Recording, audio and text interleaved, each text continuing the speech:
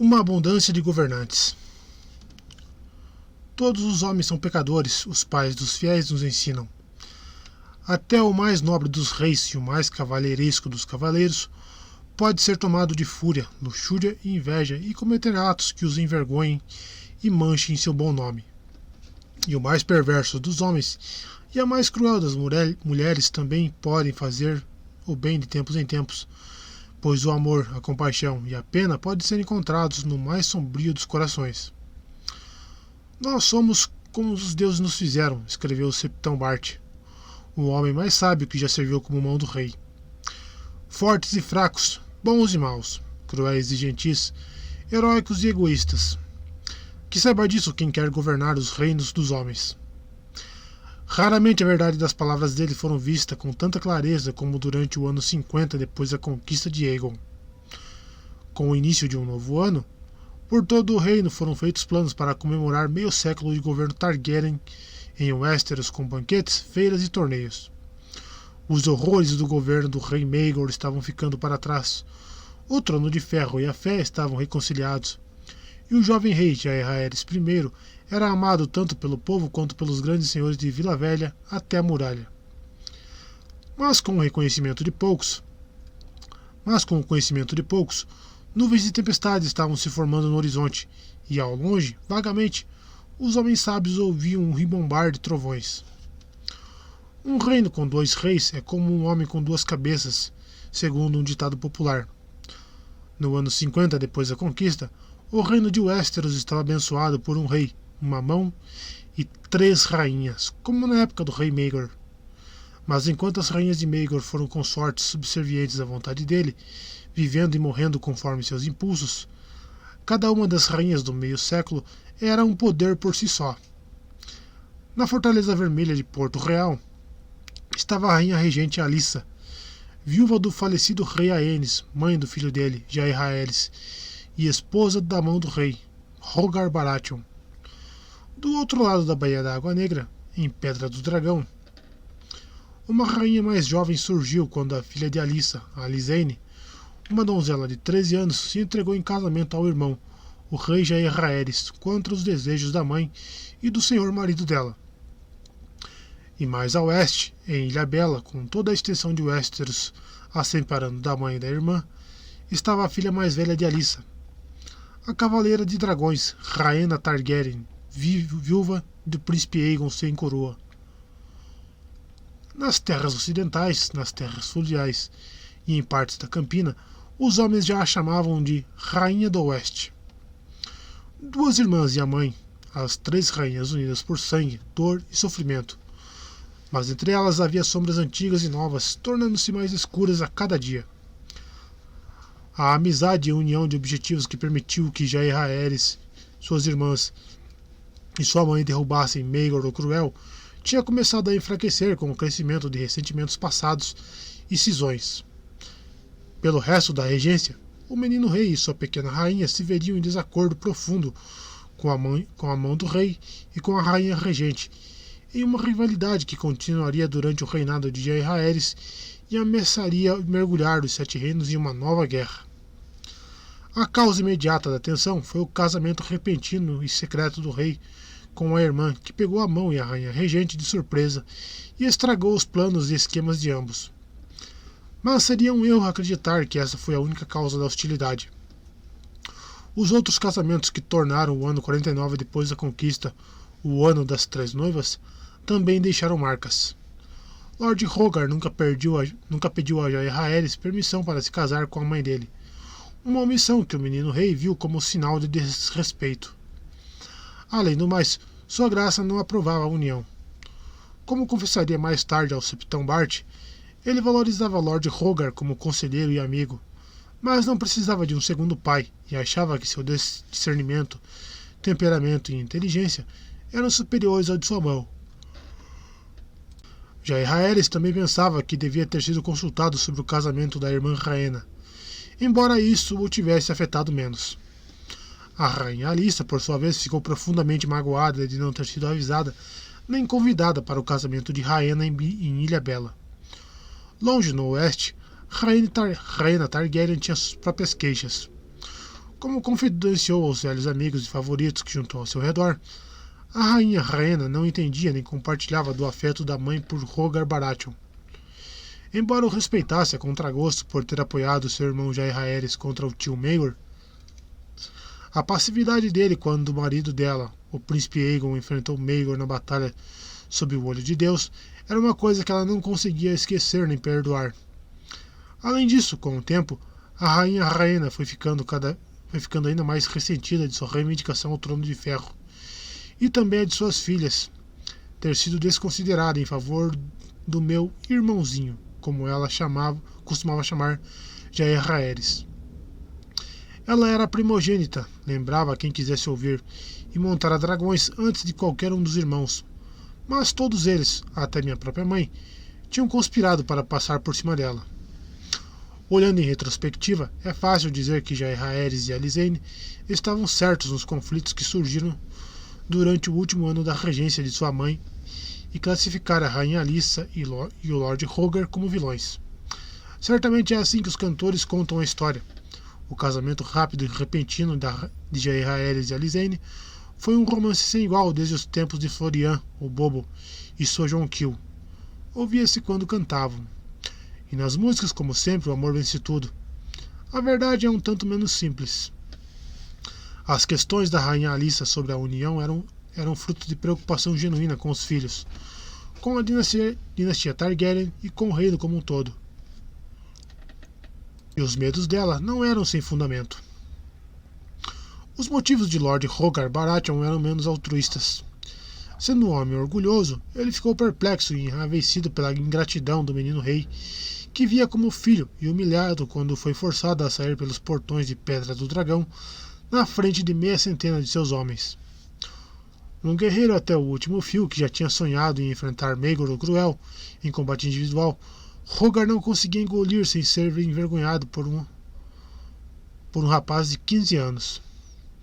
Mas para que não o julguemos com rigidez demais, seria bom lembrar as palavras do Septão Bart. Embora fosse fazer algumas coisas cruéis, tolas e más durante seu último ano como mão, ele não era um homem cruel e mau por natureza, nem mesmo tolo. Ele já tinha sido um herói, e temos que lembrar que estamos analisando o ano mais sombrio da sua vida. No período imediatamente após o confronto com Jair Rhaeris, Lord Rhaegar só conseguia pensar na humilhação que sofrera. O primeiro impulso de sua senhoria foi voltar à Pedra do Dragão com mais homens, o suficiente para dominar a guarnição do castelo e resolver a situação pela força. Quanto à guarda real, Lord Rhaegar lembrou ao conselho que os Espadas Brancas juraram dar a vida pelo rei, e vou ficar infeliz em dar a eles essa honra. Quando Lord Tully observou que Jair Rhaeris podia simplesmente fechar os portões de Pedra do Dragão, Lord Rhaegar não se deixou abalar. Ele que feche. Posso tomar o castelo à força se necessário. No final, só a rainha Alyssa conseguiu se comunicar com sua senhoria em meio a tanta fúria e dissuadi-lo dessa loucura. Meu amor, disse ela suavemente, meus filhos montam dragões, e nós não. A rainha regente, assim como o marido, desejava que o casamento apressado do rei fosse desfeito, pois estava convencida de que a notícia novamente colocaria a fé contra a coroa. Seus medos foram aumentados pelo Septão Matthews. Quando estava longe de Jair Rhaeris e seguro de que seus lábios não seriam costurados, o Septão reencontrou a língua e falou de poucas coisas, além de que todas as pessoas decentes condenariam a união incestuosa do rei. Se Jair Rhaeris e Alysanne tivessem voltado para Porto Real a tempo de comemorar o Ano Novo, como a rainha Alyssa rezava para que fizessem, eles verão a razão e se arrependerão dessa tolice, ela disse para o conselho. A reconciliação talvez tivesse sido possível, mas isso não aconteceu. Depois que uma quinzena se passou e depois outra, sem que o rei não reaparecesse na corte, Alyssa anunciou sua intenção de voltar à Pedra do Dragão, desta vez sozinha, para implorar aos filhos que retornassem para casa. Lord Rhaegar a proibiu furiosamente. Se voltar rastejando, o garoto nunca mais vai ouvir você, disse ele. Ele pôs seus próprios desejos à frente do bem do reino, e isso não pode ser permitido. Você quer que ele termine como o pai? Assim a rainha se dobrou à vontade dele e não foi. Que a rainha Alissa pretendia fazer a coisa certa, nenhum homem deve duvidar, escreveu Septão Bart anos depois.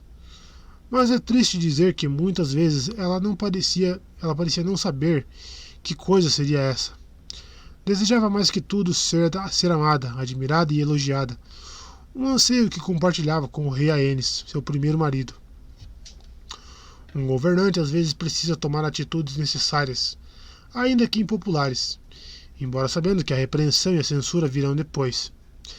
Essas coisas a rainha Alissa raramente conseguia se obrigar a fazer. Dias se passaram e viraram semanas e quinzenas, enquanto corações endureciam e homens ficavam mais resolutos dos dois lados da Baía da Água Negra.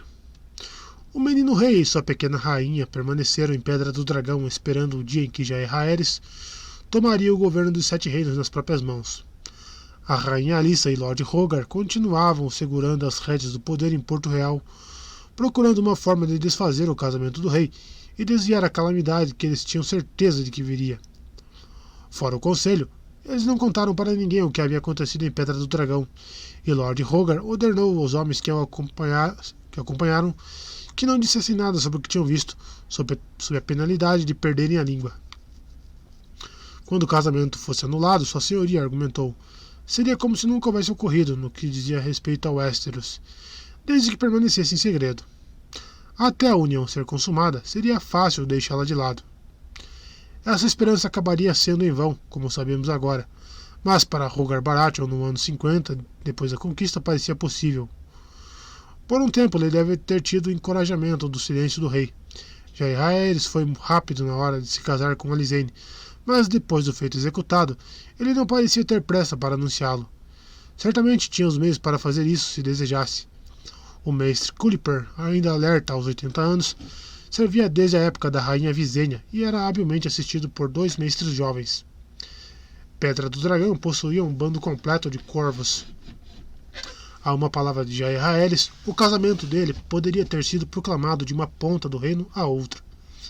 Ele não pronunciou essa palavra. Eruditos debatem então sobre o motivo desse silêncio. Ele estava arrependido de uma união feita de forma apressada, como a rainha Alissa desejava? Alysanne o teria ofendido? Ele ficou com medo da reação do reino ao casamento depois de lembrar o que aconteceu a Aegon e Rhaena? Era possível que as profecias terríveis do Septão Matthews o tivessem abalado mais do que ele queria admitir? Ou ele era só um garoto de 15 anos que agira precipitadamente sem pensar nas consequências e acabou se vendo sem saber como proceder? Argumentos podem ser e foram feitos para todas essas explicações, mas à luz de tudo que sabemos sobre Jaehaerys I Targaryen, todos soam vazios. Jovem ou velho, ele era um rei que nunca agia sem pensar. A este escritor parece claro que Jaehaerys não estava arrependido do casamento e não tinha intenção de desfazê-lo. Ele havia escolhido a rainha que queria e deixaria o reino ciente disso no devido tempo. Mas na época em que ele decidisse, da forma mais bem calculada para levar à aceitação. Quando fosse um homem crescido e um rei governando sozinho, não um garoto que se casou em desafio aos desejos da regente. A ausência do jovem rei na corte não passou despercebida por muito tempo. As cinzas das fogueiras acesas em comemoração ao Ano Novo mal tinham esfriado, quando o povo de Porto Real começou a fazer perguntas. Para restringir os rumores, a rainha Alissa espalhou que sua graça estava descansando e refletindo em Pedra do Dragão, o antigo assento de sua casa. Mas, com o passar do tempo, e ainda sem sinal de Jaehaerys, senhores e plebeus começaram a estranhar. O rei estaria doente? Tinha sido feito prisioneiro por motivos desconhecidos? O elegante e bonito menino rei andava em meio ao povo de Porto Real com muita liberdade, aparentando gostar de se misturar com eles, e esse desaparecimento repentino não parecia coisa dele. A rainha Alysanne, de sua parte, não estava com pressa de voltar para a corte. Aqui eu tenho você para mim dia e noite, disse ela para Jaehaerys. Quando nós voltarmos, terei sorte de conseguir uma hora, pois cada homem em Westeros vai querer um pouco de você. Para ela, os dias em Pedra do Dragão foram um idílio. Daqui a muitos anos, quando estivermos velhos e grisalhos, vamos olhar para trás e sorrir ao nos lembrarmos de como éramos felizes. O próprio Jaehaerys compartilhava alguns desses sentimentos, Mas o jovem rei tinha outros motivos para ficar em Pedra do Dragão. Diferentemente de seu tio Maegor, ele não tinha tendência a explosões de fúria, mas era mais do que capaz de sentir raiva e jamais esqueceria nem perdoaria sua exclusão deliberada das reuniões do conselho em que seu casamento e o de sua irmã foram discutidos. E embora ele sempre fosse sentir gratidão por Rhaegar Baratheon por ajudá-lo a ascender ao trono de ferro, Jair Rhaeris não pretendia ser governado por ele. Eu tive um pai, disse ele para Mestre Culiper durante seus dias em Pedra do Dragão. Não preciso de um segundo. O rei conhecia e apreciava as virtudes da mão, mas estava bem ciente de seus defeitos também. Defeitos que ficaram bem aparentes nos dias que levaram ao casamento dourado, quando o próprio Jair Rhaeris foi a uma audiência com os senhores do território, enquanto Lord Rhaegar estava caçando, bebendo e deflorando donzelas. Jair Rhaeris também estava ciente das próprias deficiências. Deficiências essas que ele pretendia corrigir antes de se sentar no trono de ferro. Seu pai, o rei Aenys, era visto como fraco, em parte porque não era guerreiro que seu irmão Maegor era. Jair Rhaeris estava determinado a não permitir que nenhum homem questionasse sua coragem e sua habilidade com armas. Em Pedra do Dragão, ele tinha Sir Merrill Bullock, comandante da guarnição do castelo, seus filhos Sir Alyn e Sir Howard, um experiente mestre de armas, em Sir Elias Scales e seus 7, os melhores guerreiros do trono. Todas as manhãs Jair Rhaeris treinava com eles no pátio do castelo, gritando para que fossem mais rigorosos, para que o pressionassem, o testassem, o atacassem de todas as formas que soubessem. Do nascer do sol até o meio-dia, ele treinava com eles apurando suas habilidades com a espada, a lança, a clava e o machado, enquanto sua nova rainha observava. Era um regime duro e brutal. Cada embate só terminava quando o próprio rei ou seu oponente o declarava morto. Jair Rhaeris morria com tanta frequência que os homens da guarnição fizeram disso um novo jogo, gritando: "O rei está morto!" cada vez que ele caía, e "Vida longa ao rei!" quando ele se levantava. Seus adversários começaram uma competição para ver quem conseguiria matar o rei mais vezes. O vitorioso, pelo que soubemos, foi o jovem Sir Pate, o Galinhola, cuja lança arrojada supostamente causava muitos problemas para sua graça. Jair Rhaeris costumava ficar com hematomas e sangrando até a noite para a consternação de Alysanne, mas a destreza dele melhorou tanto que no final do período passado em Pedra do Dragão, o próprio Sir Elias disse para ele: "Vossa Graça nunca será um guarda real, mas se por alguma feitiçaria seu tio Maegor em pessoa se erguesse do túmulo, eu apostaria no senhor." Uma noite depois de um dia em que Jair Rhaeris foi severamente testado e machucado, Mestre Culiper disse para ele: "Majestade, por que Vossa Graça se pune de forma tão rigorosa? O reino está em paz." O jovem rei só sorriu e respondeu: "O reino estava em paz quando meu avô morreu, mas meu pai mal tinha subido ao trono quando os inimigos surgiram de todos os lados. Eles o estavam testando para descobrirem se ele era forte ou fraco. Também vão me testar." Ele não estava errado, apesar de seu primeiro teste, quando aconteceu, ter sido de uma natureza bem diferente, para o qual nenhuma quantidade de treinamento nos pátios de Pedra do Dragão podia tê-lo preparado, pois seria seu valor como homem e seu amor pela pequena rainha que seriam postos à prova. Sabemos pouco sobre a infância de Alysanne Targaryen.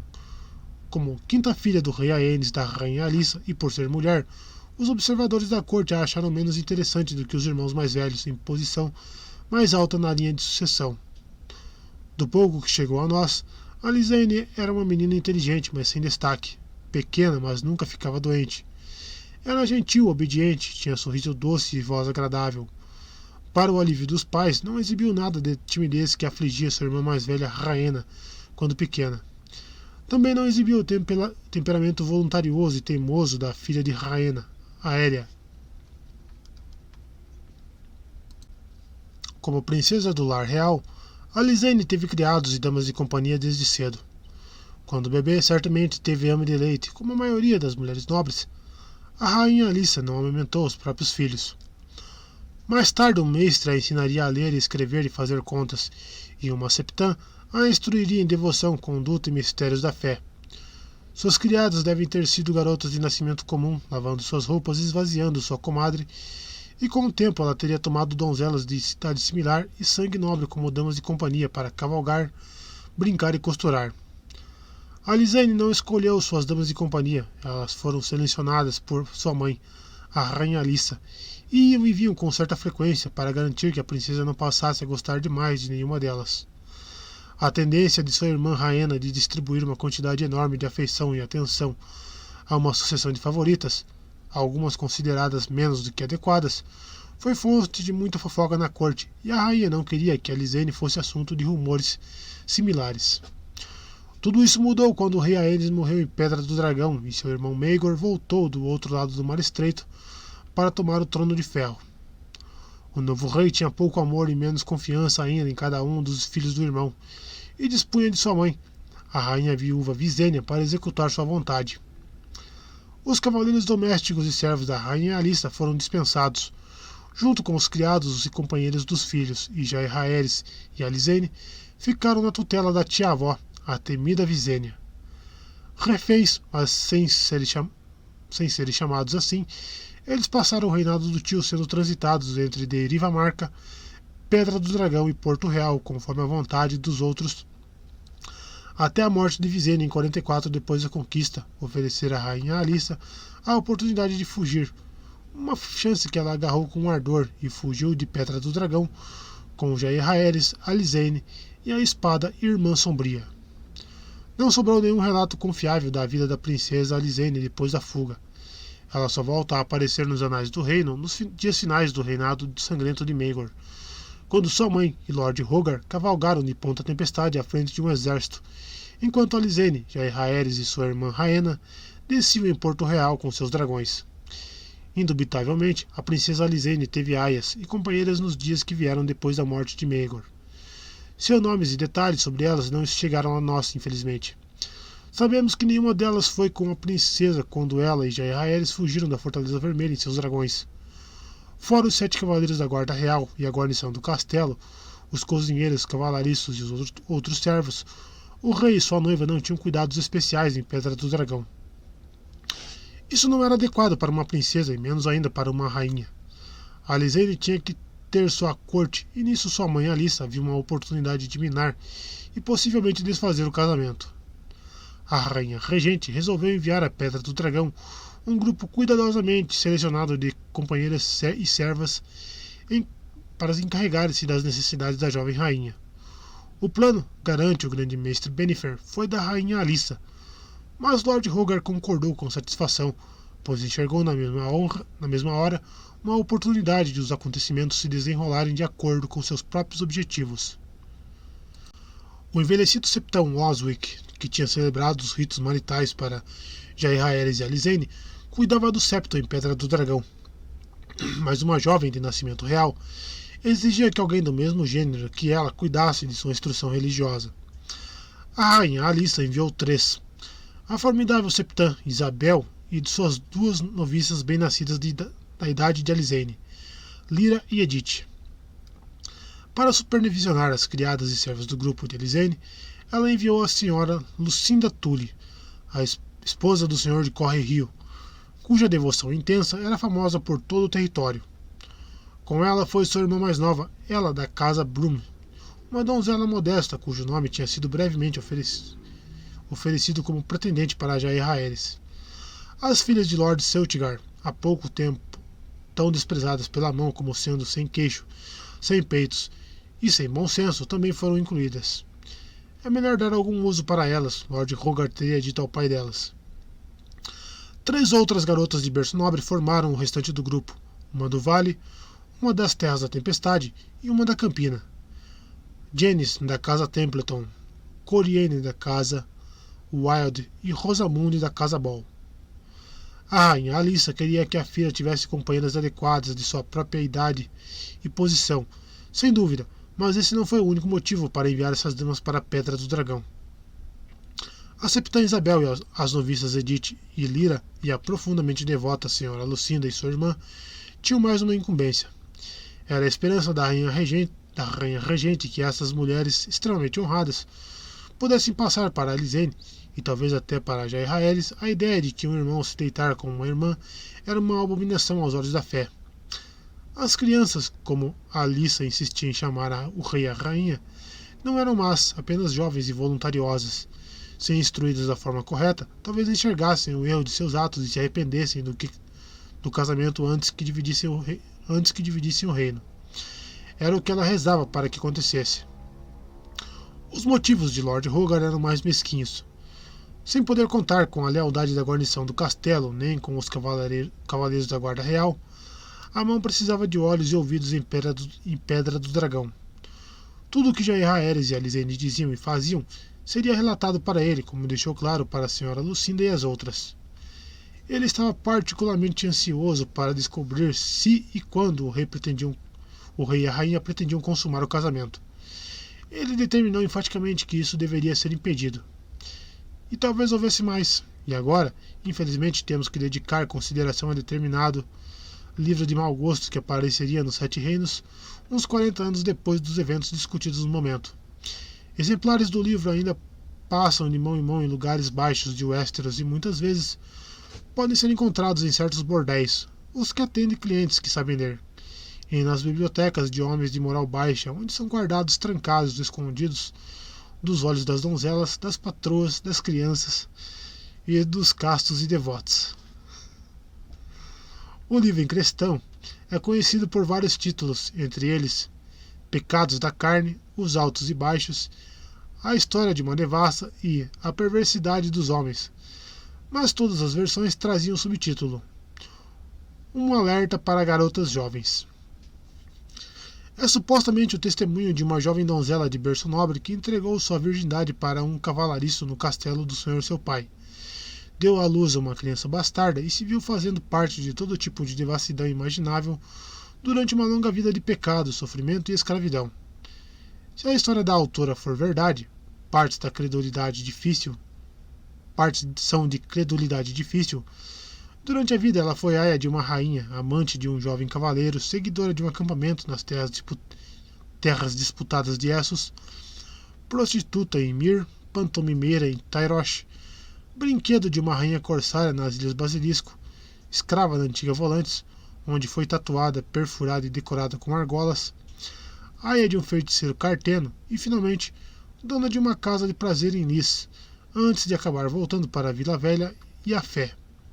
Supostamente, ela terminou a vida como septã no Septo Estrelado, onde registrou a história da vida para alertar outras donzelas a não seguirem o mesmo caminho que ela.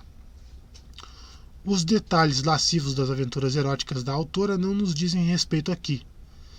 Nosso único interesse é a parte inicial da narrativa sórdida, a história da juventude dela, pois a suposta autora de Um Alerta para Garotas Jovens é justamente Coriane Wilde, uma das garotas enviadas para a Pedra do Dragão como dama de companhia da pequena rainha.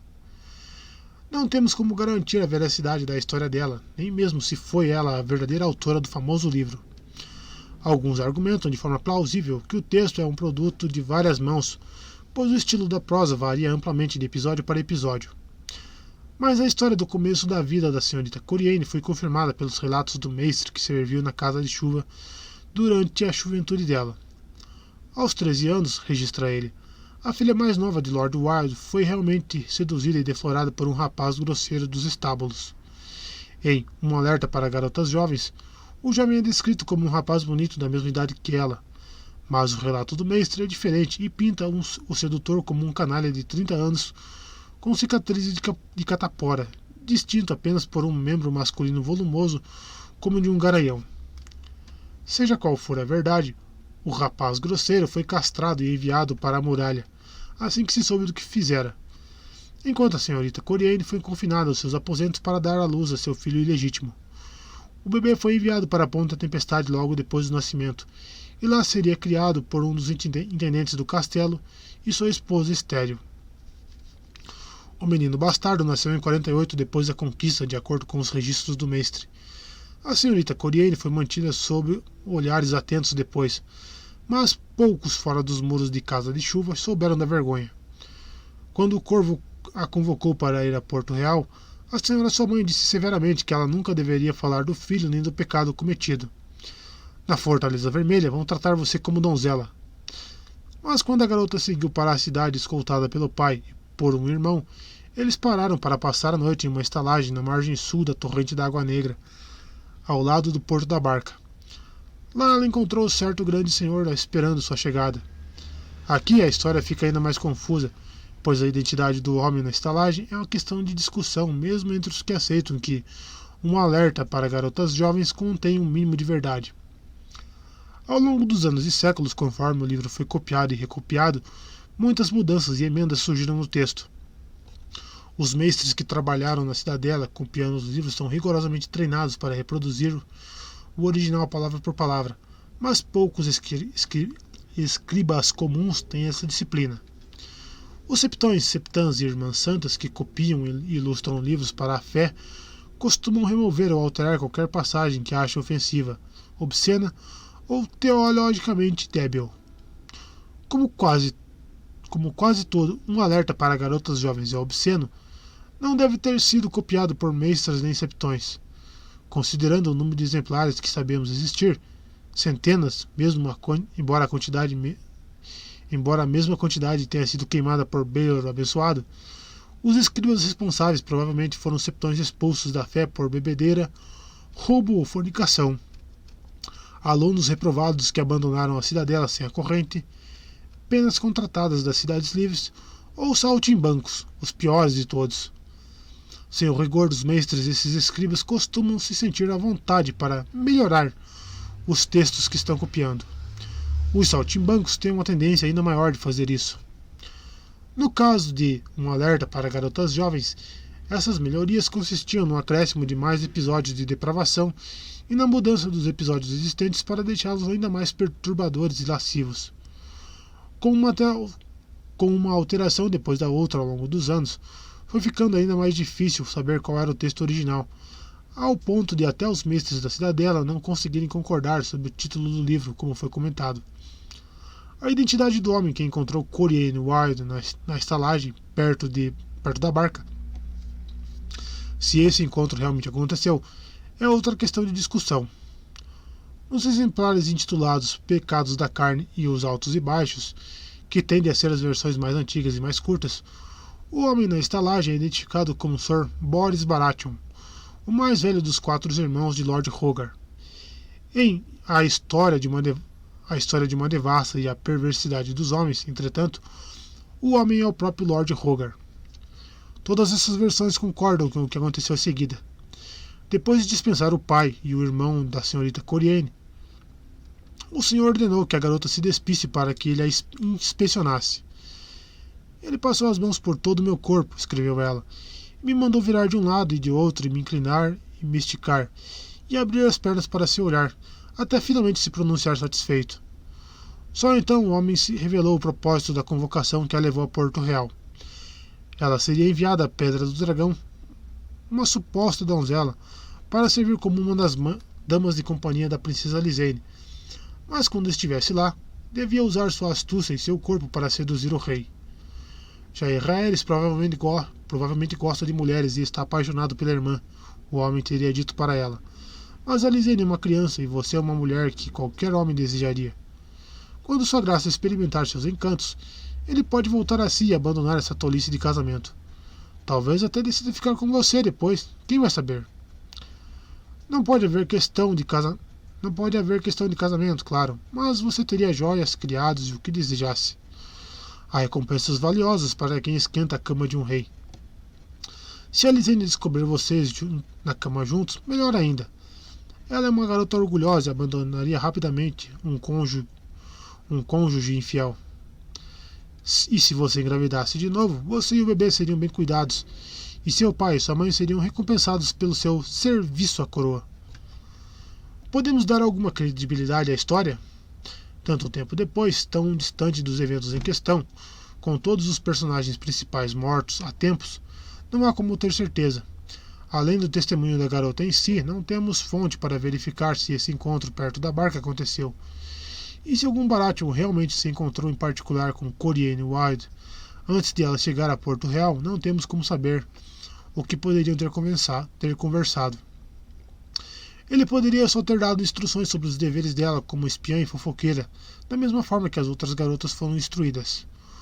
O Arquimestre Cray ao escrever na cidadela nos últimos dias do longo reinado do rei Jaehaerys, acreditava que o encontro na estalagem era uma calúnia mal elaborada com a intenção de sujar o nome de Lord Rhaegar e chegou a atribuir a mentira ao próprio Sir Boris Baratheon, que tinha grandes desavenças com o irmão no fim da vida. Outros eruditos, inclusive Mestre Riben, o maior especialista da cidadela em textos banidos, proibidos, fraudulentos e obscenos, relatou a história como apenas um conto obsceno do tipo que despertava a luxúria dos jovens rapazes, dos bastardos, das prostitutas e dos homens que faziam uso de seus favores.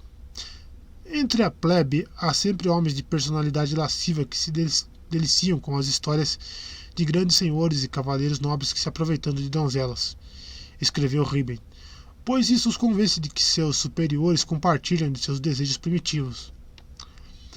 É possível, mas há certas coisas que sabemos sem sombra de dúvida e que podem nos ajudar se chegarmos às nossas próprias conclusões.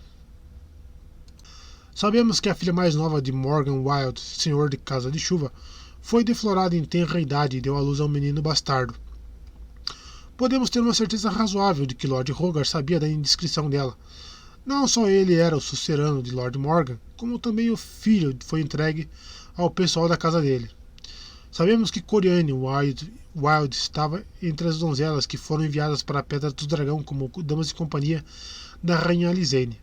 Uma escolha singularmente curiosa, se era apenas para ser dama de companhia, pois vintenas de outras garotas de berço nobre e idade adequada também estavam disponíveis, garotas cuja virgindade estava intacta e cuja virtude estava além de qualquer repreensão. Por que ela? Muitos questionaram nos anos seguintes. Ela tinha algum dom especial, algum encanto específico? Se tinha, ninguém comentou na época. Era possível que Lord Rhaegar ou a Rainha Alyssa tivesse alguma dívida com o senhor pai dela, ou com a mãe dela por causa de algum favor ou gentileza no passado? Não temos registro. Nenhuma explicação plausível para a escolha de Corianne Wild apareceu, exceto pela resposta simples e feia proferida por um alerta para garotas jovens. Ela foi enviada para a Pedra do Dragão, não para Alysanne, mas para Jaehaerys.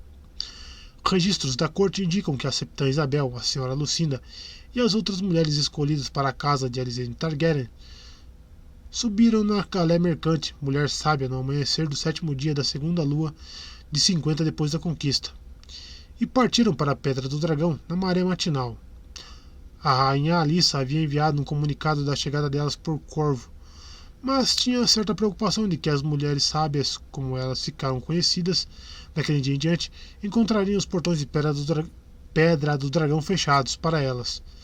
Seu medo não tinha fundamento.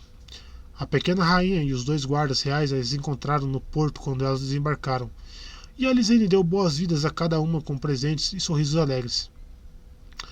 Antes de relatarmos o que aconteceu depois, voltemos a olhar brevemente para a Ilha Bela, onde Rhaena Targaryen, a Rainha do Oeste, residia com um novo marido e uma corte própria.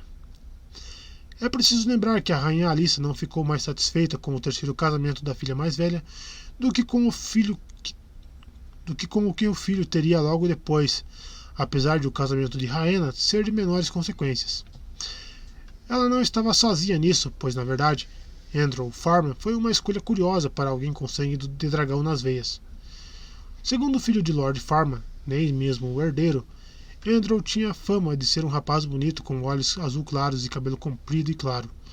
Mas ele era 9 anos mais novo do que a rainha, e mesmo na corte do próprio pai, havia alguns que debochavam dele como sendo meio garota, pois tinha fala delicada e natureza gentil. Um fracasso singular como escudeiro, ele nunca chegou a se tornar cavaleiro, por não possuir nenhuma das habilidades marciais do senhor seu pai e do irmão mais velho. Por um tempo, o pai pensou em mandá-lo para a Vila Velha para forjar a corrente de mestre, até seu próprio mestre lhe dizer que o rapaz não era inteligente o suficiente e mal conseguia ler e escrever. Mais tarde, a pergunta de por que escolher um marido tão pouco promissor, Rhaena Targaryen respondeu: ele foi gentil comigo. O pai de Andrew também foi gentil com ela e lhe ofereceu um refúgio na Ilha Bela depois da batalha sob o Olho de Deus, quando seu tio, o rei Maegor, exigiu a captura dela e os pobres irmãos do reino a denunciaram como pecadora devassa e suas filhas como abominações. Alguns aventaram a hipótese de que a rainha viúva tomou Andrew como marido, em parte para devolver essa gentileza ao pai dele, pois Lord Farman, também segundo filho que nunca esperou governar, era famoso por gostar muito de Andrew, apesar de suas deficiências. É possível que haja certa verdade nessa declaração, mas outra possibilidade, elaborada primeiro pelo mestre de Lord Farman, pode chegar mais perto da verdade. A rainha encontrou seu verdadeiro amor em Ilha Bela, escreveu o mestre Smike para a cidadela. Não com Andrew, mas com a irmã dele, a senhorita Elissa. Mais velha do que Andrew, 3 anos, Elissa Farman tinha os mesmos olhos azuis e cabelo claro e comprido do irmão, mas de resto era tão diferente dele quanto uma irmã pode ser. De inteligência perspicaz e língua mais perspicaz ainda, ela amava cavalos, cachorros e falcões. Era ótima cantora e arqueira habilidosa, mas seu grande amor era velejar. Que o vento seja nosso corcel, era o lema dos Farman de Ilha Bela, que velejavam pelos mares ocidentais desde a Era da Aurora, e a senhorita Elissa as personificava. Quando criança, diziam que ela passava mais tempo no mar do que em terra. As tripulações do pai dela riam ao vê-la subindo pelos cordames como um macaco. Ela velejou em seu próprio barco em torno de Ilha Bela com a idade de 14 anos, e aos 20 já tinha viajado até a Ilha dos Ursos no norte e até a Árvore no sul. Muitas vezes, para o horror do senhor seu pai e da senhora sua mãe, ela falava de seu desejo de levar um navio para além do horizonte ocidental, para descobrir que terras estranhas e surpreendentes podiam existir do outro lado do Mar do Poente. A senhorita Elissa ficou noiva 2 vezes, uma aos 12 anos e outra aos 16, mas assustou os 2 pretendentes, como seu pai admitia com pesar. Mas em Rhaena Targaryen, ela encontrou uma companheira de mente parecida, e nela a rainha encontrou uma nova confidente. Junto com Alayne Royce e Samantha Stockworth, 2 das amigas mais antigas de Rhaena, elas se tornaram inseparáveis, uma corte particular dentro da corte que Sir Franklin Farman, o filho mais velho de Lord Mark, chamava de Besta de 4 Cabeças. Andrew Farman, o novo marido de Rhaena, era admitido no círculo de tempos em tempos, mas nunca com frequência suficiente para ser chamado de Quinta Cabeça. O mais impressionante foi que a rainha Rhaena nunca o levou para voar com ela nas costas da dragão Dreamfire, uma aventura que compartilhava com frequência com as senhoritas Elissa, Alayne e Sam. Na verdade, é mais do que possível que a rainha tenha convidado Andrew para percorrer o céu com ela, mas ele tenha recusado, pois não tinha disposição aventureira. Entretanto, seria um erro ver o tempo da rainha Rhaena em Belcastro como um idílio.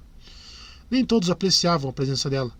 Mesmo ali naquela ilha distante, havia pobres irmãos irritados por Lord Mark, como seu pai antes dele ter dado apoio e abrigo para alguém que eles viam como inimiga da fé. A presença constante de Dreamfire na ilha também criava problemas.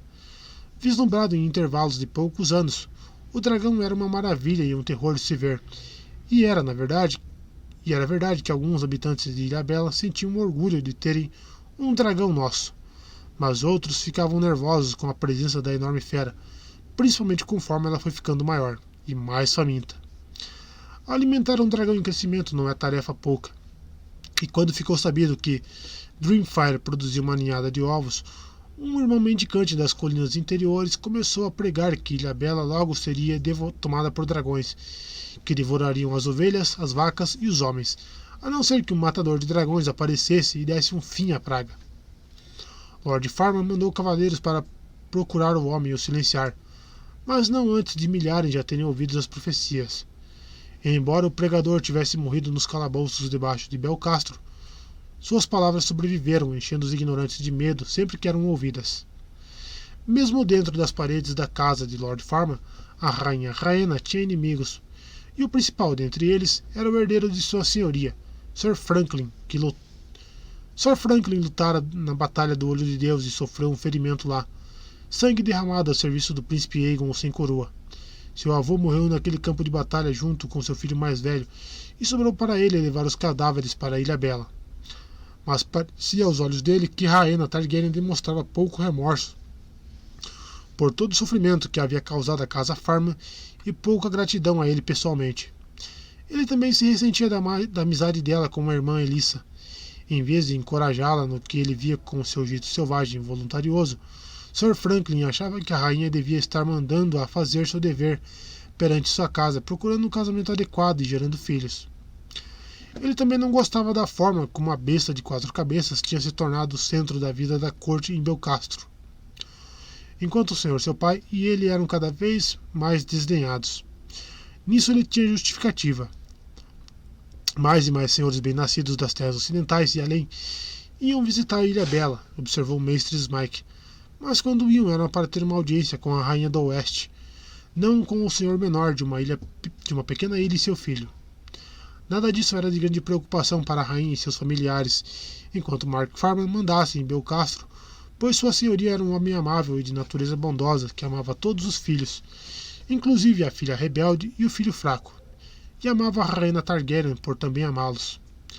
Mas menos de uma quinzena depois de a rainha e Andrew Farman terem celebrado o primeiro aniversário de sua união, Lord Mark morreu subitamente à mesa, engasgado com uma espinha de peixe aos 46 anos. E com seu falecimento, Sir Franklin se tornou o senhor de Ilha Bela. Ele não perdeu tempo. No dia seguinte ao enterro do pai, convocou Raena para comparecer em seu grande salão.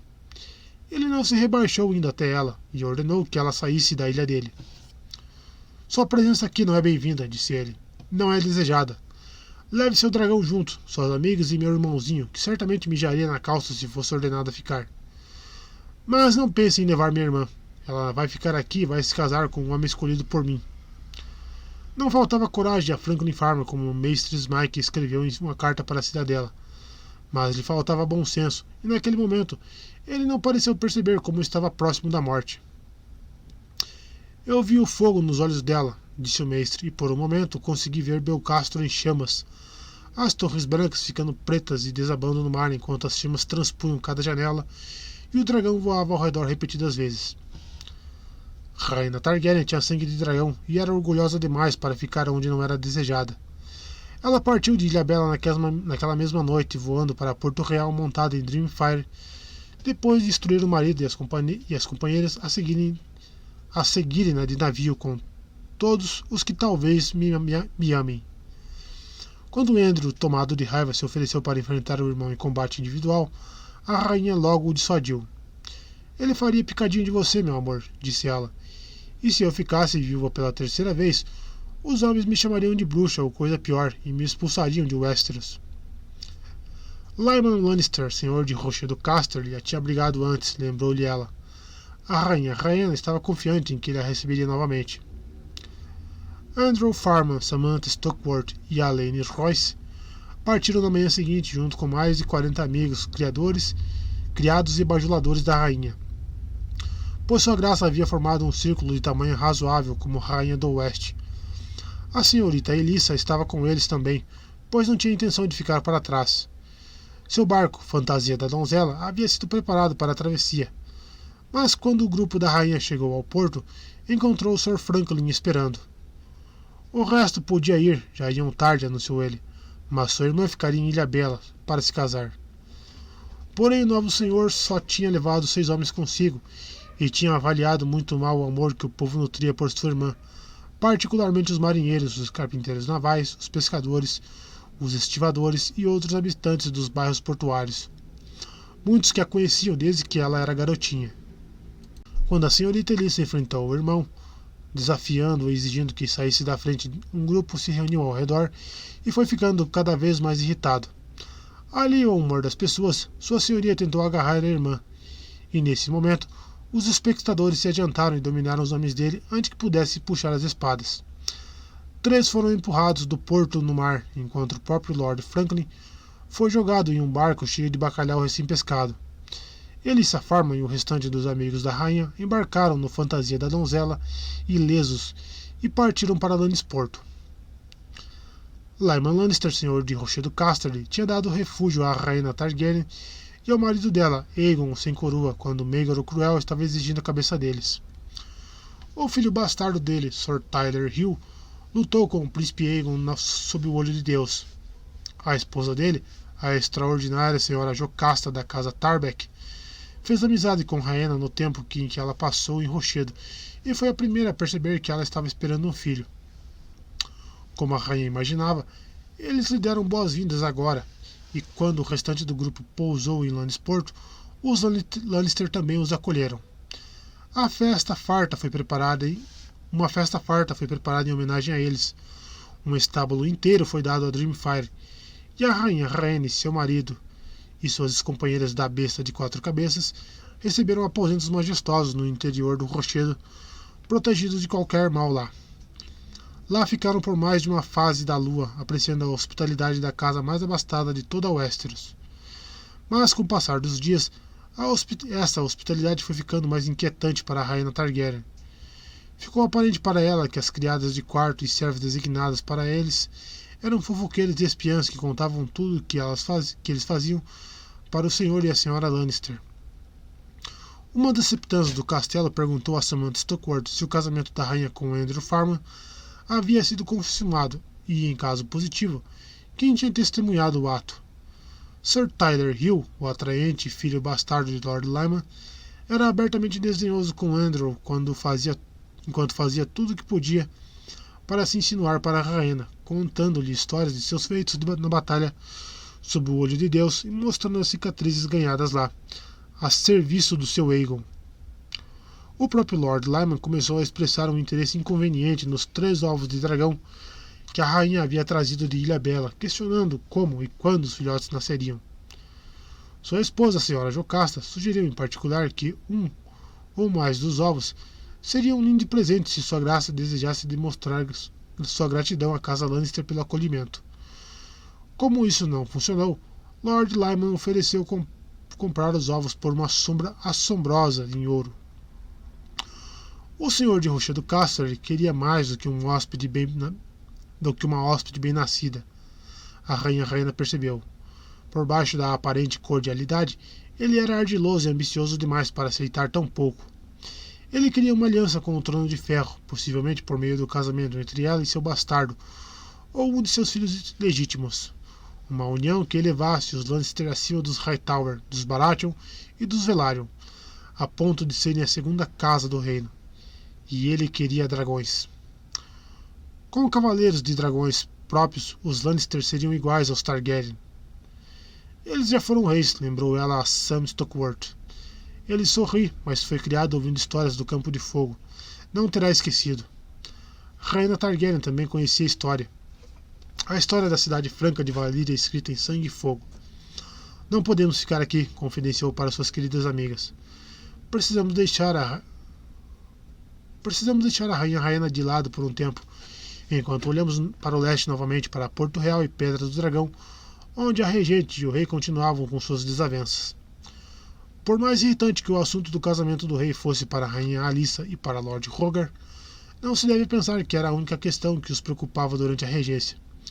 O dinheiro, ou a falta dele, era o maior problema da coroa. As guerras do rei Maegor foram terrivelmente caras e exauriram o tesouro real.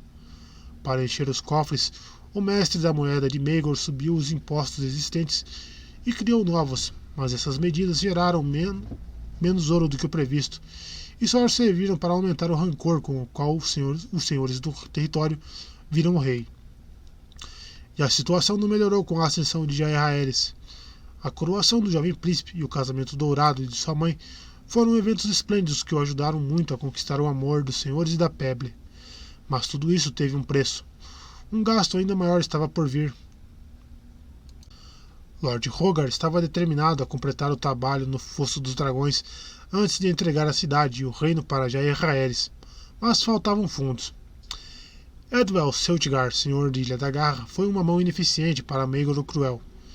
Tendo recebido uma segunda chance na regência, ele se mostrou igualmente ineficiente como mestre da moeda. Sem querer ofender os outros senhores, Celtigar decidiu impor novos tributos ao povo de Porto Real, que ficava convenientemente próxima. Os impostos portuários triplicaram, certos bens foram taxados para entrar e sair da cidade, e impostos adicionais foram exigidos de estalajadeiros e construtores. Nenhuma dessas medidas teve o efeito desejado de preencher os cofres do tesouro. Em vez disso, as construções quase pararam, as estalagens ficaram vazias e o comércio decaiu visivelmente quando os comerciantes desviaram seus navios de Porto Real para a deriva Marca, Valdocaso, Lagoa da Donzela e outros portos onde podiam escapar da tributação. Lannisporto e Vila Velha, as outras grandes cidades do reino, também foram incluídas nos novos impostos de Lord Celtigar. Mas lá os decretos eram menos eficientes, principalmente porque Rochedo Casterly e Torralta os ignoravam e não faziam esforços para coletar. Mas os novos tributos serviram para fazer Lord Celtigar ser odiado por toda a cidade. Lord Rogar e Rainha Alissa também receberam sua cota de reprovação. Outra vítima foi o Fosso dos Dragões. A coroa não tinha mais fundos para pagar os construtores e todo o trabalho no Grande Domo foi interrompido. Tempestades também estavam surgindo no norte e no sul. Com Lord Rogar ocupado em Porto Real, os dorneses ficaram ousados e começaram a invadir a Marca com mais frequência, importunando até as terras da Tempestade. Havia boatos de outro rei abutre nas Montanhas Vermelhas e os irmãos de Lord Rogar, Boris e Garon, insistiam que não dispunham de homens nem dos recursos necessários para eliminá-lo. A situação no norte era ainda pior. Brandon Stark, senhor de Winterfell, morreu em 49 depois da conquista, pouco depois de retornar do Casamento Dourado. A viagem, disseram os nortenhos, exigiu muito dele. Seu filho Walton o sucedeu, e quando uma rebelião repentina se deflagrou em 50 depois da conquista, entre os homens da Patrulha da Noite e no Portão da Geada e no Solar das Trevas, ele reuniu suas forças e cavalgou até a muralha para se juntar aos 10 patrulheiros para sufocá-la. Os rebeldes eram antigos pobres irmãos e filhos do guerreiro, que aceitaram clemência do menino rei liderado por Sir Oliver Bracken e Sir Raymond Mallory, os dois cavaleiros vira-casaca que serviram na guarda real de Maegor pouco antes de abandoná-lo por Jair Rhaeris. O senhor comandante da Patrulha da Noite foi imprudente e deu a Bracken e Mallory o comando dos dois fortes previamente abandonados com ordens de restaurá-los. Em vez disso, os dois homens decidiram fazer dos castelos seus assentos e se estabelecer como senhores. O levante deles durou pouco. Para cada homem da Patrulha da Noite que se juntou à rebelião deles, 10 permaneceram fiéis a seus votos. Depois da vinda de Lord Stark e seus vassalos, os irmãos negros retomaram o Portão da Geada e enforcaram os perjuros, exceto o próprio Sir Oliver, que foi decapitado por Lord Stark com sua célebre espada a gelo. Quando a notícia chegou ao Solar das Trevas, os rebeldes lá fugiram para trás da muralha na esperança de se unir aos selvagens. Lord Walton foi atrás deles, mas 2 dias para o norte nas neves da Floresta Assombrada, ele e seus homens foram emboscados por gigantes. Foi escrito depois que Walton Stark matou 2 antes de ser arrastado da cela e desmembrado. Os sobreviventes o carregaram de volta a Castelo Negro em pedaços. Quanto a Sir Raymond Mallory e os outros desertores, os selvagens os receberam com frieza. Rebeldes ou não, o povo livre não tinha utilidade para corvos. A cabeça de Sir Raymond foi entregue em Atalaia Leste meio ano depois. Quando perguntaram o que havia acontecido ao resto dos homens, o chefe dos selvagens riu e disse: "Nós comemos." O segundo filho de Brandon Stark, Alaric, se tornou senhor de Winterfell.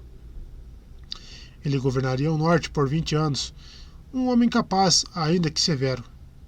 Mas, por muito tempo, não teve coisa boa a dizer sobre o rei Jair Rhaeris, pois culpava a clemência do rei pela morte de seu irmão Walton e era ouvido com frequência dizendo que sua graça devia ter decapitado os homens de Maegor em vez de os mandar para a muralha. Distante dos problemas do norte, o rei Jair Rhaeris e a rainha Alysanne permaneceram em seu exílio autoimposto da corte, mas não estavam ociosos. Jair Rhaeris continuou seu regime rigoroso de treinamento com os cavaleiros da Guarda Real todas as manhãs e dedicava as noites a ler relatos do reinado do seu avô Aegon o Conquistador, que ele desejava ter como modelo para o seu. Os 3 mestres de Pedra do Dragão o ajudavam nestas pesquisas, assim como a rainha. Com o passar dos dias, mais e mais visitantes seguiram para a Pedra do Dragão para falar com o rei. Lord Massey de Baile Pedra foi o primeiro a aparecer, mas Lord Stalton de Pouso de Gralhas, Lord Darkling de Valdocaso e Lord Bar Aemon de Ponta Afiada vieram logo depois, seguidos pelos Lords Hart, Hollingford, Moulton e Stokeworth. O jovem Lord Rosby, cujo pai tirou a própria vida quando o rei Maegor caiu, também apareceu e suplicou timidamente o perdão do jovem rei, que Jaehaerys ficou feliz em conceder. Embora Daemon Velaryon, como senhor almirante da coroa e mestre dos navios, estivesse em Porto Real com os regentes, isso não impediu Jaehaerys e Alysanne de voarem de dragão até Deriva Marca e visitar seus estaleiros acompanhados pelos filhos dele, Corwin, Jorgen e Victor. Quando a notícia desses encontros veio ao conhecimento de Lord Rhaegar em Porto Real, ele ficou furioso e chegou a perguntar a Lord Daemon se a frota de Velaryon poderia ser usada para impedir que esses senhores lambibotas rastejassem até Pedra do Dragão para entrarem nas graças do menino rei. A resposta de Lord Velaryon foi seca. Não, disse ele. A mão encarou isso como outro sinal de desrespeito. Enquanto isso, as novas damas de companhia e o resto do grupo da rainha Alysanne se acomodaram em Pedra do Dragão, e logo ficou aparente que a esperança da mãe dela de que aquelas mulheres sábias pudessem persuadir a pequena rainha de que o casamento dela era imprudente e herético tinha dado errado. Nem orações, nem sermões, nem leituras de Estrela de Sete Pontas abalavam as convicções de Alysanne Targaryen de que os deuses queriam que ela se casasse com seu irmão Jaehaerys, que fosse sua confidente, ajudante e mãe de seus filhos. Ele vai ser um grande rei, ela disse para a Septã Isabel, para a senhora Lucinda e para as outras, e eu vou ser uma grande rainha. Ela tinha uma crença tão firme nisso e era tão gentil, generosa e amorosa em tudo que a Septã e as outras mulheres sábias não foram capazes de condená-la, e a cada dia ficavam mais ao seu lado. O plano de Lord Rhaegar de separar Jaehaerys e Alysanne também não ia bem. O jovem rei e a sua rainha iam passar a vida juntos, e embora seja notório que brigariam e se separariam mais tarde na vida para acabarem ficando juntos novamente, o Septão Oswick e o mestre Culper contam que nenhuma nuvem nem palavras duras abalaram o tempo deles em Pedra do Dragão, antes de Jaehaerys chegar à maioridade. Corianne Wylde fracassou na tarefa de ir para a cama do rei? É possível que nunca tenha feito a tentativa? A história toda do encontro na estalagem pode ser ficção? Qualquer uma dessas opções é possível. Quem escreveu um alerta para garotas jovens gostaria de dizer o contrário, mas aqui o famoso texto fica ainda menos confiável e se divide em umas seis versões contraditórias de eventos, cada uma mais vulgar do que a outra. Não seria bom para a devassa no coração da história admitir que Jaehaerys a rejeitou, nem que ela nunca teve a oportunidade de atraí-lo para o quarto. Então temos uma variedade de aventuras lascivas, um verdadeiro festival de imundície. A história de Madevassa insiste que a senhorita Corianne não só foi para a cama com o rei, mas também com os 7 membros da guarda real. Sua graça supostamente a entregou para Peite o Galinhola depois que saciou seus desejos, e Peite a passou para Sir Joffrey e assim por diante. Os altos e baixos omite esses detalhes, mas relata que Jaehaerys não só recebeu a garota na cama, mas também levou a rainha Alysanne para brincar com os dois nos episódios frequentes associados com as famosas casas de prazer de Lys. Uma história um tanto mais plausível é contada em Pecados da Carne, em que Corianne Wylde realmente levou o rei Jaehaerys para a cama, mas encontrou um rei desajeitado, inseguro e apressado, como muitos garotos da idade dele costumam ser quando se deitam com uma mulher pela primeira vez. Naquela época, porém, a senhorita Corianne tinha passado a admirar e respeitar a rainha Alysanne, como se ela fosse minha irmãzinha, e também desenvolveu sentimentos calorosos por Jaehaerys. Portanto, em vez de tentar desfazer o casamento do rei, ela assumiu a tarefa de ajudar a torná-lo um sucesso, ensinando sua graça a arte de dar e receber prazer carnal, para que não se mostrasse incapaz quando chegasse a ocasião de ir para a cama com a jovem esposa. Essa história poderia ser tão fantasiosa quanto as outras, mas tem certa doçura que levou alguns eruditos a aceitarem que talvez possa ter acontecido. Mas fábulas devassas não são história, e a história só tem uma coisa certa a nos contar sobre a senhorita Corianne da Casa Wylde. A suposta autora de Um Alerta para Garotas Jovens. No 15º dia da sexta lua de 50 depois da conquista, ela partiu de Pedra do Dragão sob a proteção da noite, na companhia de Sir Howard Bullock, o filho mais novo do comandante da guarnição do castelo. Casado, Sir Howard deixou a esposa para trás, mas levou boa parte das joias dela.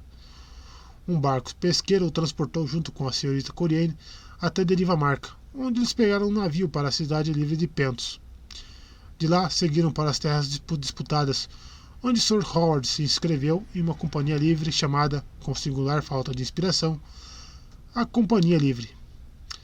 Ele morreria em Mir 3 anos depois, não em batalha, mas de uma queda de um cavalo, depois de uma noite de bebedeira. Sozinho e sem dinheiro, Coriolanus Wild seguiu para a próxima série de provações, atribulações e aventuras eróticas contadas no livro. Não precisamos mais saber dela.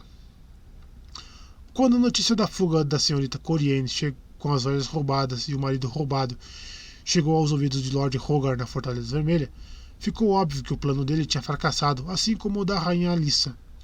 A devoção e a luxúria se mostraram incapazes de quebrar o laço entre Jair Rhaeris e sua Alysanne. Além disso, a notícia do casamento do rei havia começado a se espalhar. Homens demais testemunharam o confronto nos portões do castelo, e os senhores que foram à Pedra do Dragão depois não deixaram de notar a presença de Alysanne ao lado do rei, nem a afeição óbvia entre eles. Rogar Baratheon podia falar em arrancar línguas, mas ficou impotente perante os murmúrios que se espalharam pelo território, e mesmo para além do Mar Estreito, onde os magistres de Pentos e mercenários da Companhia Livre sem dúvida se divertiam com as histórias que a senhorita Coriolanus Wild tinha para contar. Está feito, disse a rainha regente para seus conselheiros quando ela enfim percebeu a verdade. Está feito e não pode ser desfeito. Que os sete nos salvem. Temos que viver com isso e temos que usar todos os nossos poderes para os proteger do que pode vir. Ela tinha perdido 2 filhos para Maegor o Cruel, e havia uma frieza entre ela e a filha mais velha. Não conseguia suportar a ideia de ficar separada eternamente dos 2 filhos que lhe restavam. Mas Rogar Baratheon não conseguia acertar de forma tão elegante, e as palavras de sua esposa despertaram uma fúria nele. Na frente do grande mestre Bennifer, do septão Matthews, de Lord Velaryon e do resto, ele falou com desprezo. Você é fraca, declarou ele. Tão fraca quanto seu primeiro marido, tão fraca quanto seu filho. Sentimentos são perdoáveis em uma mãe, mas não em uma regente, e nunca em um rei. Fomos tolos de coroar Jair Rhaeris. Ele só pensa nele mesmo, e vai ser um rei pior do que o pai foi. Graças aos deuses não é tarde demais. Temos que agir agora e afastá-lo. Um silêncio se espalhou no aposento após essas palavras. A rainha regente encarou horrorizado o senhor seu marido e, como se para provar a verdade de suas palavras, começou a chorar, as lágrimas correndo silenciosas pelas bochechas. Só então os outros senhores encontraram a voz. Você perdeu o bom senso? Perguntou Lord Velaryon. Lord Corbury, comandante da patrulha da cidade, balançou a cabeça e disse: Meus homens nunca vão apoiar. O grande mestre Bennifer trocou um olhar com Prentice Tully, o mestre das leis. Lord Tully disse: Você quer tomar o trono de ferro para si, então? Isso Lord Rogar negou com veemência. Nunca. Acha que sou um usurpador? Só quero o que é melhor para os 7 reinos. Nenhum mal vai acontecer a Jair Rhaeris. Podemos enviá-lo para a Vila Velha, para a cidadela. Ele é um garoto dos livros. A corrente de mestre será boa para ele. E quem vai ocupar o trono de ferro? Perguntou Lord Seltgar. A princesa Aérea, respondeu Lord Rogar na mesma hora. Há um fogo nela que Jair Rhaeris não tem. Ela é jovem, mas posso continuar como mão e moldá-la, guiá-la, ensinar-lhe tudo o que ela precisa saber. Ela tem o direito mais forte de reivindicação. A mãe e o pai dela foram o primeiro e o segundo filho do rei Aenys. Jair Rhaeris foi o 4º. Ele bateu com um punho na mesa, nos conta Bennifer. A mãe vai apoiá-la, a rainha Rhaena, e Rhaena tem um dragão. O grande mestre Bennifer registrou o que aconteceu em seguida. Um silêncio se espalhou, embora as mesmas palavras estivessem nos lábios de todos. Jair Rhaeris e Alysanne também têm dragões. Carl Corbury lutou na batalha sob o olho de Deus e testemunhou a terrível visão de dragão lutando contra dragão. Para o resto de nós, as palavras da mão conjuraram visões da antiga Valíria antes da destruição, quando os senhores dos dragões lutaram uns contra os outros pela supremacia. Foi uma visão tenebrosa. Foi a rainha Alissa quem quebrou o momento em meio às lágrimas. Eu sou a rainha regente, lembrou ela a todos. Até meu filho chegar à maioridade, todos vocês servem a mim, inclusive a mão do rei. Quando se virou para o senhor seu marido, Bennifer nos conta que seus olhos estavam duros e escuros como obsidiana. Seu serviço não me agrada mais, Lord Rogar. Nos deixe e volte para a Ponta Tempestade, e nunca precisaremos falar novamente de sua traição. Rogar Baratheon olhou para ela com incredulidade. Mulher, você acha que pode me dispensar? Não, ele riu. Não. Foi nessa hora que Lord Corbury se levantou e puxou a espada, a lâmina de aço valeriano chamada Senhora Desespero, que era o orgulho da casa dele. Sim, disse ele e colocou a espada na mesa, a ponta virada para Lord Rogar. Só então sua senhoria percebeu que tinha ido longe demais, que estava sozinho contra todos os homens presentes. É o que Bennifer nos conta. Sua senhoria não disse mais nada, o rosto pálido. Ele se levantou e removeu o broche de ouro que a rainha Alyssa lhe tinha lhe dado como sinal de seu ofício. Jogou nela com desprezo e saiu da sala. Ele foi embora de Porto Real naquela mesma noite e atravessou a torrente da Água Negra com o irmão Warren. Lá ficou por 6 dias enquanto o seu irmão Ronald reunia seus cavaleiros e homens de armas para a marcha para casa. A lenda nos conta que Lord Rogar esperou a chegada deles na mesma estalagem ao lado da estação da barca, onde ele ou seu irmão Boris se encontrou com Coriane Wild. Quando os irmãos Baratheon e seus homens finalmente partiram para a Ponta Tempestade, eles tinham menos da metade dos homens que haviam marchado com eles 2 anos antes para derrubar Maegor. O resto, parecia, preferia as vielas, estalagens e tentações da cidade grande ao bosque chuvoso, às colinas verdes e às cabanas cobertas de musgo das terras da tempestade.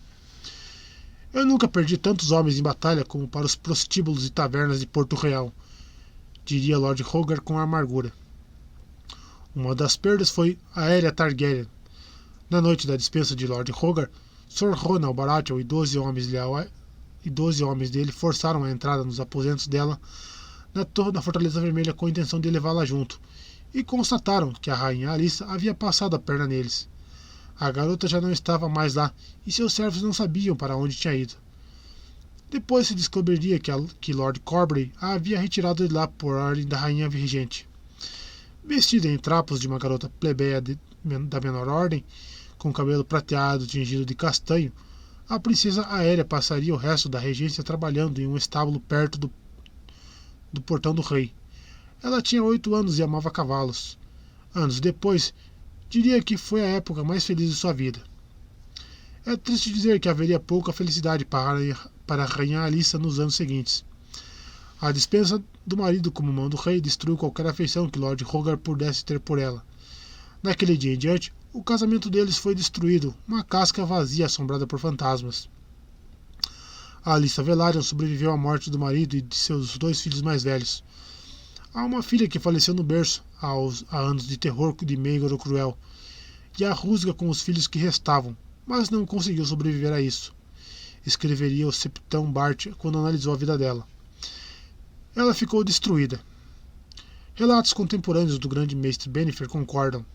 Depois da partida de Lord Rogar, a rainha Alyssa nomeou seu irmão, Daemon Velaryon, como mão do rei. Enviou um corvo para a Pedra do Dragão para contar ao filho de Aerys uma parte, mas não tudo do que aconteceu, e se recolheu aos aposentos da fortaleza de Maegor.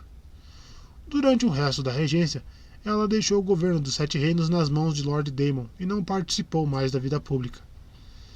Seria agradável relatar que Lord Rogar Baratheon, depois de voltar para a Ponta Tempestade, refletiu sobre o erro de suas ações e se arrependeu e se tornou um homem moderado. Infelizmente, essa não era a natureza de sua senhoria. Ele era um homem que não sabia ceder. O gosto da derrota era como bile no fundo da garganta. Na guerra, ele se gabava, nunca deitaria o machado enquanto ainda houvesse vida em seu corpo. E essa questão do casamento do rei tinha virado uma guerra para ele, uma que ele estava determinado a vencer. Ainda lhe restava uma última investida, e ele não se acovardou. Foi assim que em Vila Velha, no convento contíguo ao Septo Estrelado, Sir Orin Baratheon apareceu de repente com 12 homens de armas e uma carta com o selo de Rogar exigindo que a noviça Rhaella Targaryen fosse entregue para eles imediatamente. Quando questionado, Sir Orin só diria que Lord Rogar tinha necessidade urgente da garota em Ponta Tempestade. O plano poderia ter funcionado, mas a Septã Caroline, que estava na porta do convento naquele dia, tinha determinação de aço e natureza desconfiada. Enquanto acalmava Sr. Orin com o pretexto de mandar chamar a garota, ela na verdade mandou chamar o Alto Septão. Sua Santidade estava, talvez felizmente, para a criança e para o reino, dormindo, mas seu intendente, um antigo cavaleiro que tinha sido capitão dos filhos do guerreiro até eles serem abolidos, estava desperto e alerta. No lugar de uma garota assustada, os homens de Baratheon se viram perante a 30 septões armados sob o comando do intendente Casper Stroll. Quando Sr. Orin puxou uma espada, Stroll informou calmamente que 2 vintendas dos cavaleiros de Lord Hightower estavam a caminho. Mentira. E os Baratheon se renderam. Ao ser interrogado, Sr. Orin confessou o plano todo. Ele entregaria a garota em Ponta Tempestade, onde Lord Rogar planejava obrigá-la a confessar que era a verdadeira princesa Aérea e não Raela. Em seguida pretendia nomeá-la rainha. O pai dos fiéis, um homem tão gentil quanto de determinação fraca, ouviu a confissão de Orin Baratheon e o perdoou. Isso não impediu que Lord Hightower, depois de informado, aprisionasse os Baratheon em um calabouço e enviasse um relato completo do acontecimento para a Fortaleza Vermelha e para a Pedra do Dragão. Donell Hightower,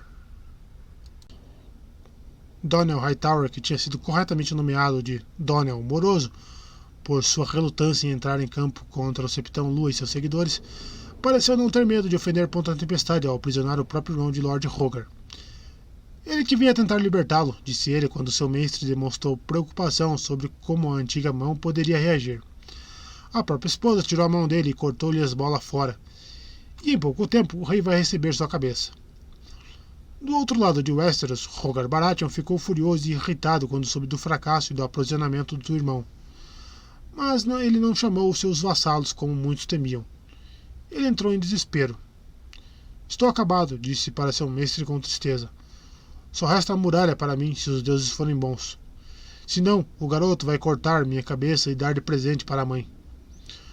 Como não teve filhos com nenhuma esposa, ele ordenou que o mestre escrevesse um testamento e uma confissão no qual absolveu seus irmãos, Boris, Garon e Ronal, de terem participado de suas intrigas e implorou o perdão do irmão mais novo, Orin, e indicou Sr. Boris como herdeiro de Ponta Tempestade. Tudo o que fiz e tudo o que tentei fazer foi para o bem do reino e para o trono de ferro, concluiu ele. Sua senhoria não teria que esperar muito para saber seu destino. A regência estava quase terminando. Com a antiga mão e a rainha regente enfraquecidos e silenciados, Lord Daemon Velaryon e o restante dos membros do conselho da rainha governaram da melhor forma que puderam, falando pouco e fazendo menos, nas palavras do grande mestre Pennyfer. No 20º dia da 9ª lua de 51 depois da conquista, Jaehaerys Targaryen chegou ao 16º dia do seu nome e se tornou um homem adulto. Pelas leis dos 7 reinos, ele agora tinha idade para governar sozinho, sem necessidade de regente. Por todos os 7 reinos, senhores e plebeus esperavam para ver que tipo de rei ele seria.